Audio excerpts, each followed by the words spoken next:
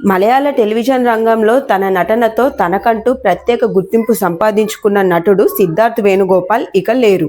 గత 2 సంవత్సరాలుగా క్యాన్సర్తో బాధపడుతున్న సిద్ధార్థ్ ఏప్రిల్ 18 శనివారం రోజున తుదిశ్వాస విడిచారు. ఈ వార్త విన్న సీనియర్ నటి సీమా జీ నాయర్, సిద్ధు, నిన్ను కాపాడుకోవడానికి నేను చెయ్యని ప్రయత్నం లేదు, తిరగని హాస్పిటల్ లేదు, కానీ చివరికి విధి నిన్ను మా నుంచి లాగేసుకుంది అంటూ సోషల్ మీడియాలో ఎమోషనల్ పోస్ట్ చేశారు. ఇక సిద్ధు కెరియర్ విషయానికి వస్తే మొదట బ్రాడ్కాస్టర్గా, రేడియో జాకీగా కెరీర్ ప్రారంభించిన సిద్ధార్థ్ ఆ తర్వాత టెలివిజన్ రంగంలోకి అడుగుపెట్టారు.